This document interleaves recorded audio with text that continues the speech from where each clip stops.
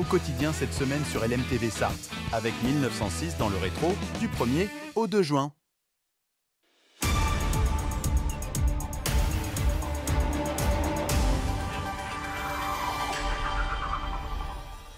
Madame, monsieur, bonsoir. Bienvenue dans votre JT d'information locale sur LMTV Sarthe. À mes côtés ce soir, Anthony Piton. Bonsoir Anthony. Bonsoir Enzo, bonsoir à tous. Au programme du jour, les syndicats de pharmaciens d'officine appellent à la grève ce jeudi 30 mai. Ils veulent lancer l'alerte sur la désertification médicale et la pénurie de médicaments. Le mouvement de grève pourrait être suivi par 80% des pharmacies en Sarthe. On en parlera avec Michel Giquel, c'est le président de l'USPO en Sarthe, l'Union des syndicats de pharmaciens d'officine. Et puis dans la suite, on recevra un autre syndicat cette fois. Oui, c'est Julien Christofoli qui sera avec nous. Il est enseignant et co-secrétaire du SNUIPP-FSU en Sarthe, alors que le syndicat continue de se mobiliser contre la réforme dite du choc des savoirs annoncée par Gabriel Attal lors de son passage à l'éducation nationale. On en parle dans la deuxième partie d'Au quotidien, mais tout de suite, place à l'actu.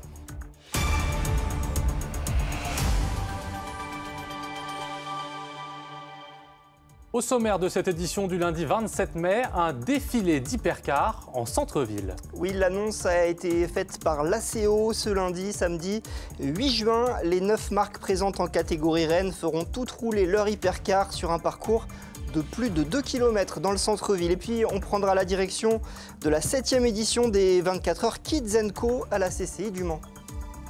La ville du Mans se prépare d'ores et déjà pour les 24 heures. Parade des commissaires, séance de dédicaces, pesage. La municipalité renouvelle son lot d'animation à partir du 7 juin avec même quelques nouveautés. Exemple, un défilé d'hypercars. On voit ça avec vous, Enzo Maubert. 9 hypercars à admirer, dont la Ferrari qui a remporté l'édition du centenaire.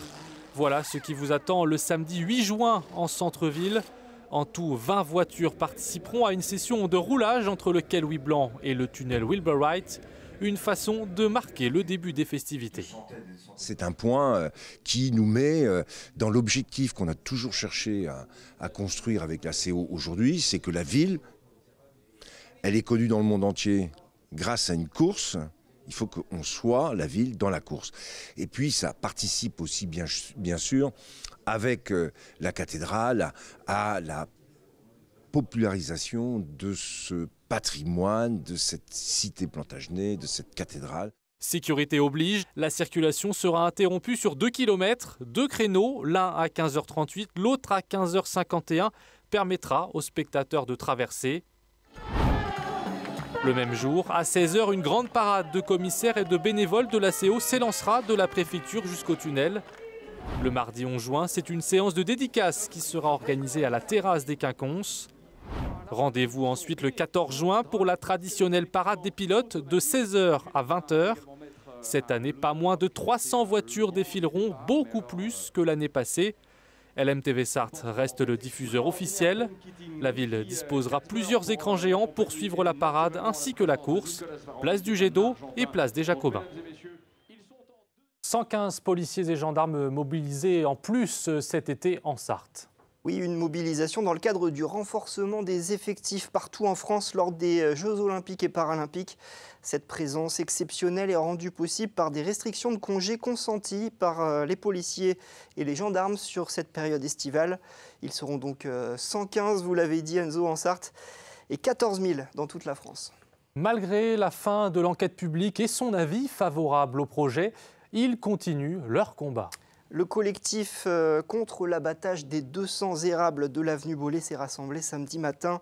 Une soixantaine de personnes étaient mobilisées le long de l'avenue où un projet de chronoligne doit voir le jour.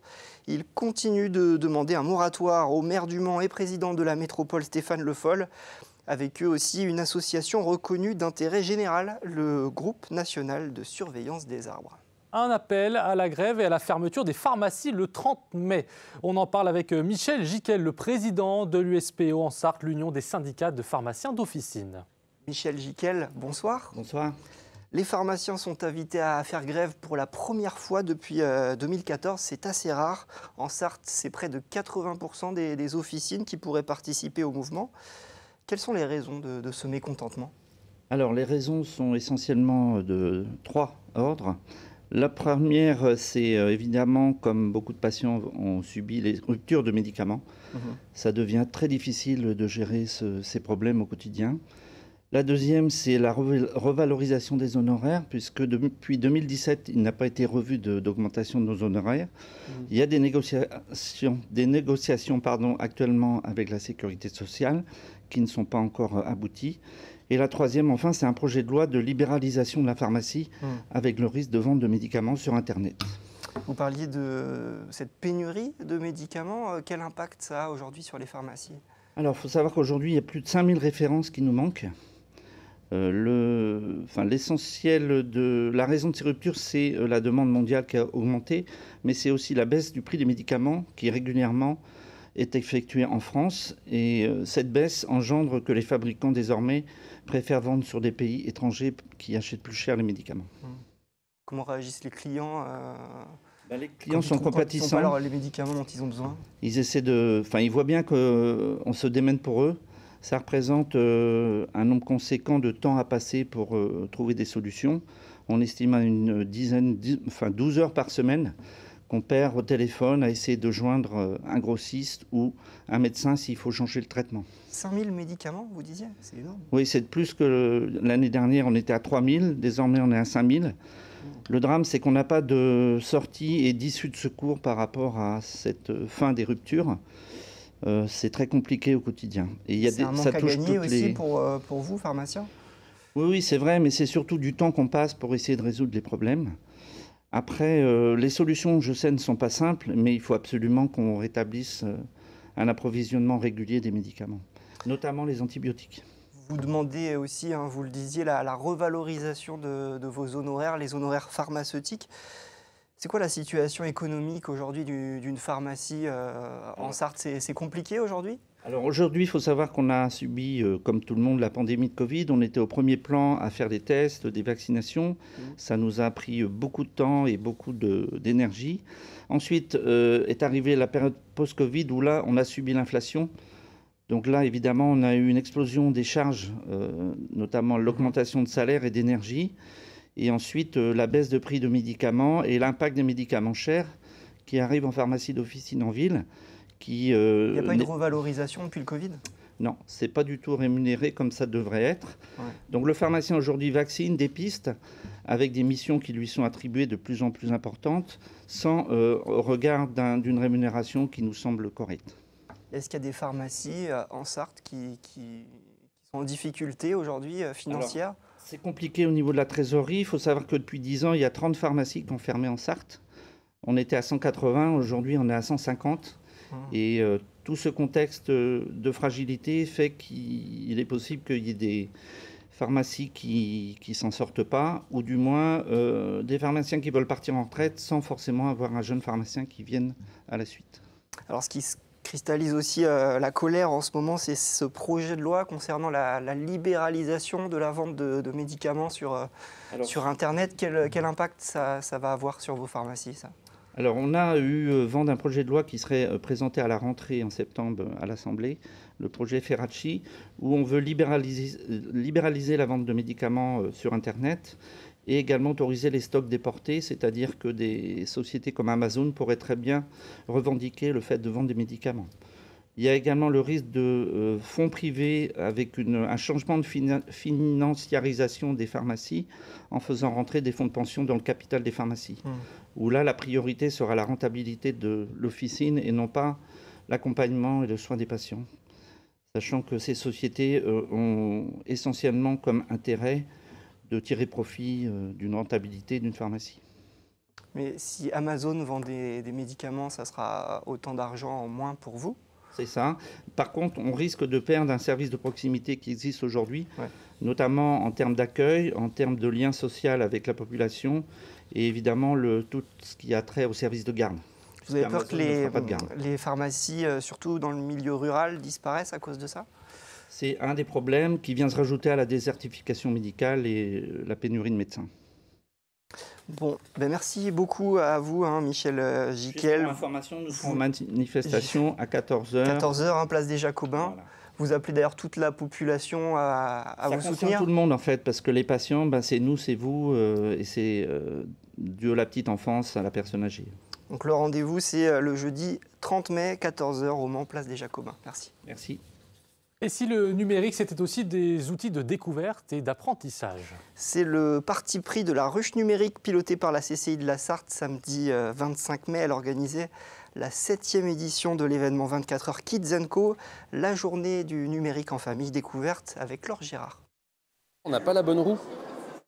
À bientôt 6 ans, Sacha construit un Lego piloté par un logiciel numérique en famille. C'est facile. Ouais.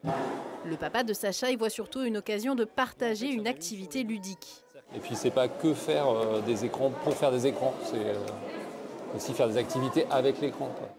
Faire avec les écrans et ce monde numérique qui nous échappe parfois en tant que parents.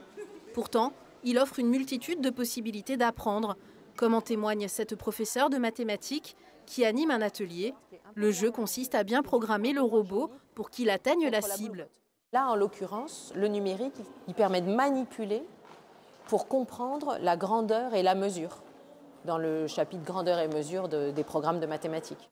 Et plus on grandit, plus les défis sont complexes. Michael, par exemple, a construit pièce par pièce ce robot R2D2 en 18 mois. Une prouesse rendue possible aujourd'hui grâce aux outils numériques à notre disposition. Ça a été assez rapide parce que bon, là, j'ai d'autres copains constructeurs, eux, ils sont à 5, 6 ans, 7 ans qui sont dessus. Donc quand je me suis lancé là-dedans, je ne connaissais pas l'impression 3D, ni l'électronique, ni la programmation, ni rien de tout ça. Je me suis jeté là-dedans et puis voilà. Tout l'enjeu de cette journée, organisée par la CCI du Mans et la ruche numérique, est de sensibiliser le public aux horizons multiples que ces outils peuvent nous offrir. Oui, c'est ça, c'est qu'il y a beaucoup d'aspects positifs, c'est qu'il y a beaucoup de créativité, beaucoup aussi de cohésion, parce qu'en fonction des ateliers, et que ça peut laisser place à l'imagination et vraiment ouais, la créativité, je crois que c'est le mot. Un rendez-vous qui plaît. Plus de 500 personnes se sont inscrites aux 21 ateliers proposés cette année. Un mot de sport avec les féminines du Mans FC qui valident leur maintien. Et oui, les Mancelles exultent et pour cause, les joueuses de Damien Boligny n'avaient pas leur destin en main. Il fallait espérer une défaite d'Albi à Nantes et dans le même temps l'emporter contre Nice. Dès la première minute, les 100 et or ouvrent le score grâce à Émilie Giffot sur corner. En deuxième mi-temps, Mana Lamine inscrit le but du 2-0. Nantes aussi s'impose contre Albi.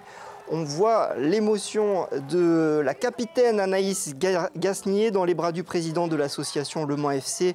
Bernard Guéret, les Sartoises évolueront donc encore en D2 féminine la saison prochaine. On revient en détail sur ce match dans 72 Sports avec Antoine Besson. Émission préparée par Amoun Chamsoudine et Sacha Lemoine.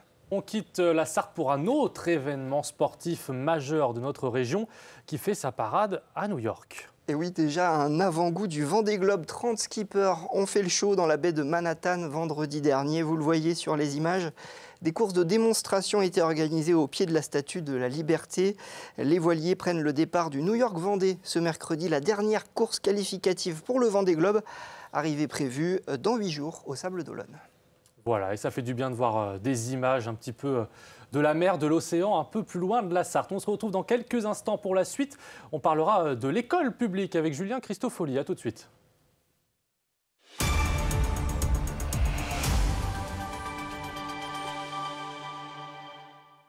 Au quotidien cette semaine sur LMTV Sarthe, avec 1906 dans le rétro, du 1er au 2 juin.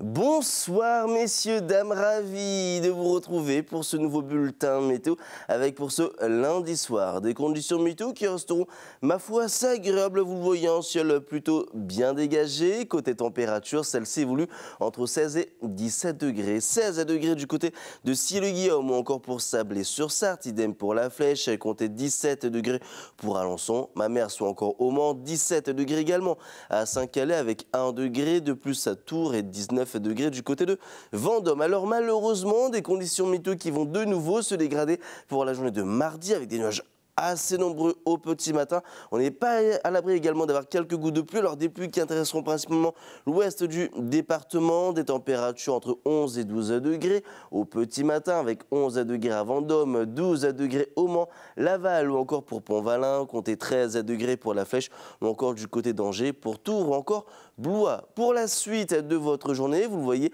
toujours un ciel qui restera assez chargé avec de nombreux nuages, encore de la pluie, mais cette fois-ci sur l'ensemble de la région. Et les températures comprises au meilleur de l'après-midi entre 18 et 20 degrés. Des températures qui globalement resteront plutôt de saison avec 18 degrés à Blois pour la Flèche ou encore du côté de Tours.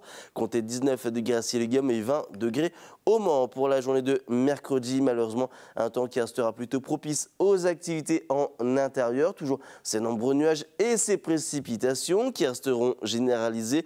Les températures qui auront un petit peu plus de mal à atteindre la barre des 20 degrés. Ça devrait également se confirmer pour la journée de jeudi. Mais bien évidemment, au vu de cette échéance, on affinera tout ça lors d'un prochain bulletin météo. En attendant, messieurs, dames, je vous souhaite de passer une très bonne soirée et je vous dis à très vite.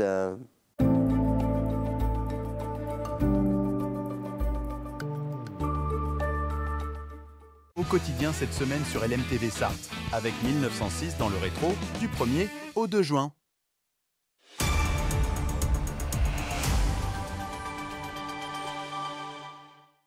Bienvenue sur LMTV Sarthe, si vous nous rejoignez avant de rejoindre notre invité.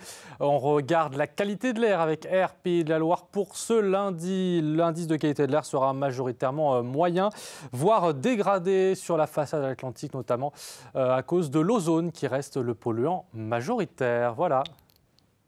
Bonsoir Julien Christofoli. Bonsoir. Vous êtes enseignant et co-secrétaire du syndicat SNUIPP-FSU. Votre mobilisation perdure. Samedi dernier, les syndicats de l'éducation ont fait la démonstration de leur unité contre cette loi choc des savoirs, cette réforme voulue par Gabriel Attal, qui doit être appliquée à la rentrée prochaine, rentrée 2024. Parmi l'ensemble des mesures, il y en a une qui est particulièrement contestée, c'est l'idée de mettre en place des groupes de niveau en français et en mathématiques au collège. Pourquoi vous la dénoncez, cette mesure ? Alors déjà, on la dénonce aussi avec les parents, puisque la FCPE, nationalement et départementalement, est aussi mobilisée. Et pourquoi on la dénonce ? Parce que déjà, ça crée du trouble, et la ministre, Mme Belloubet, l'a renommée en groupe de besoin, comme de par hasard, mais parce que les études, en fait, sont très claires. Là, j'ai avec moi le Vademecum qui est sur le site de l'Éducation nationale, et il est écrit que les groupes de niveau sont, s'ils sont faits de manière permanente, un affaiblissement de l'enseignement. C'est écrit tel quel. Donc voilà, donc là, ils ont un problème. Mais ça ne marche pas. Donc un gouvernement impose aux enseignants une mesure dont on sait, toute la recherche le montre, qu'elle ne marche pas. À quoi ça sert sinon à abîmer l'école? Et là, j'ai pour preuve quelque chose de très choquant pour nous et qui devrait choquer n'importe qui. Le programme d'Éric Zemmour dit la chose suivante: mettre un terme au collège unique en instituant des classes de niveau. Voilà, moi, j'ai pas grand-chose d'autre à rajouter sur la dangerosité de cette mesure. Elle sert à mettre fin au collège unique. C'était dans le programme d'Éric Zemmour. Exactement. Il y a aussi une autre mesure qui est énormément contestée par l'intersyndicale, c'est l'obligation d'avoir le brevet pour passer au collège. Oui. Ça pose un problème aussi pour vous ? Évidemment, c'est-à-dire que le brevet, le diplôme national du brevet, le DNB, est là pour sanctionner, c'est le terme, les études au collège, mais surtout pour s'assurer que les élèves ont bien appris. Et puis, c'est une entrée dans le fait de passer des examens. Mais il ne sanctionne pas le passage, il sanctionne un acquis de connaissances. Là aussi, grosse inquiétude de notre part, puisque là, ce n'est pas Éric Zemmour, mais Marine Le Pen, qui, dans son programme pour la présidentielle, disait qu'il fallait empêcher, entre guillemets, l'ensemble des élèves d'aller au collège, les sélectionner et faire des classes de relégation pour les élèves qui n'ont pas le niveau. Donc nous, on est opposés à ça parce qu'on sait que c'est injuste. Je rappelle que l'obligation scolaire, c'est jusqu'à 16 ans.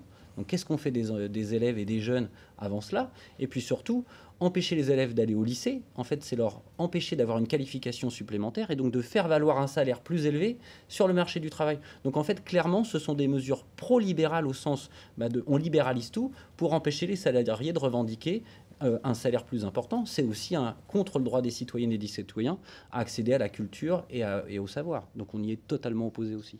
Dans cette réforme, il y a aussi le grand retour du redoublement. Je vois que ça vous fait réagir.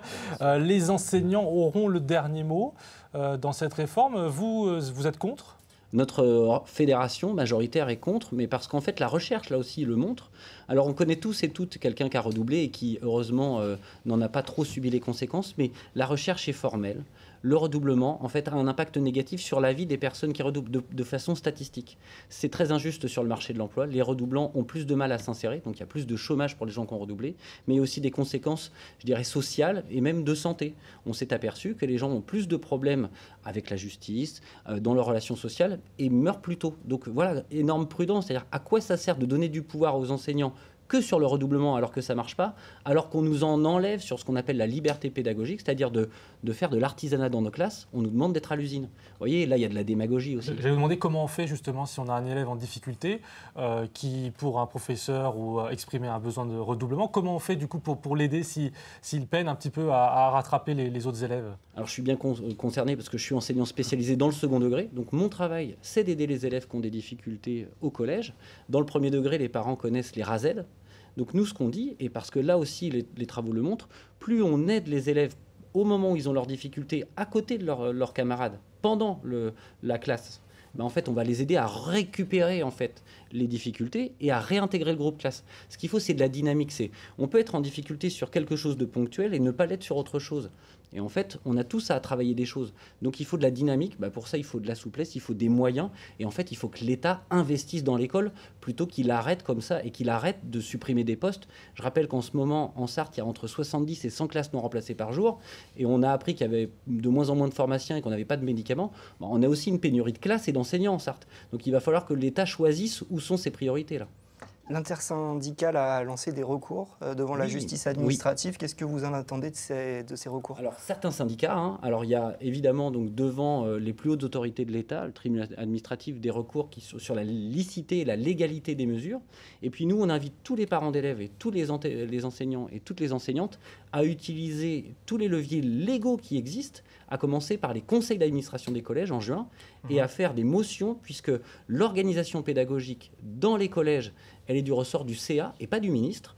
Et donc si un conseil d'administration dit « nous ne voulons pas organiser les groupes de niveau ou groupes de besoins », eh bien en fait le ministre ne pourra pas les imposer. Donc vous voyez, on a encore plein de moyens de dire qu'on n'est pas d'accord, et ça on le fait pour les élèves, pour la jeunesse. La jeunesse, les élèves le disent tous. La crainte des CM2, si vous allez dans les écoles aujourd'hui, c'est quoi? C'est de ne pas être dans le groupe des nuls. Donc les enfants, en quelques secondes, ils ont bien compris où était la dangerosité de cette mesure. Merci beaucoup, Julien Cristofoli. Merci à vous. Allez, c'est déjà la fin de cette édition. Dans un instant, vous retrouvez un programme inédit qu'on vous propose toute cette semaine pour fêter les 50 ans de l'AS Madeleine, le questionnaire de Proust. C'est avec Bruno Palmet et c'est dans quelques instants, juste après. On continue dans le sport avec 72 sports préparés par Antoine Besson et Amoun Chamsoudine. Merci à vous de nous être fidèles et puis bien nous, on se retrouve demain. Au revoir. Au revoir.